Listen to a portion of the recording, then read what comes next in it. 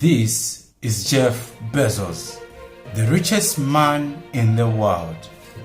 He controls nearly 40% of all e-commerce in the United States. More product searches are conducted on Amazon than on Google. He controls almost half of the entire cloud computing industry.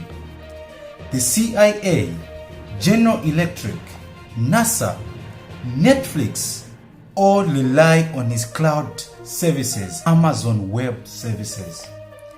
Indeed, to say Jeff Bezos is a powerful man with his swelling net worth of almost $200 billion is an understatement. Now we can understand why such a man has so much passion for space as he beats the impossible.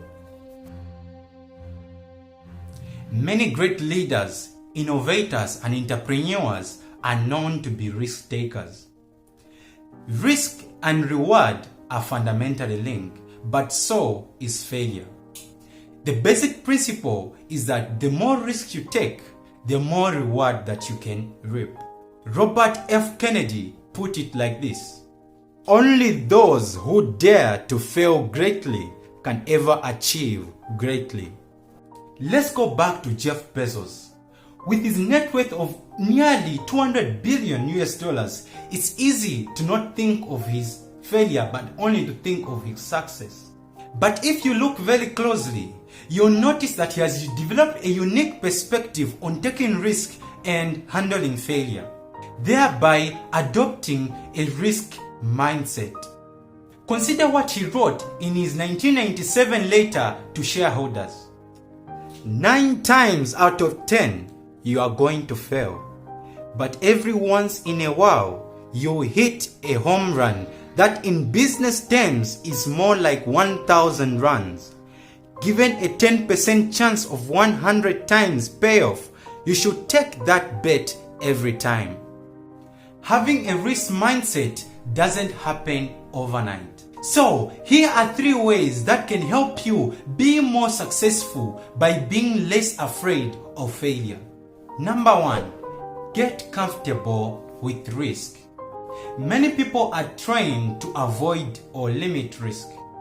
But what you want to do is to embrace risk so that you are unafraid of failure. As people take more risk, the result is that they survive more failures. You need to realize that in a world of innovation and beating impossibilities, the biggest risk of them all is doing nothing at all.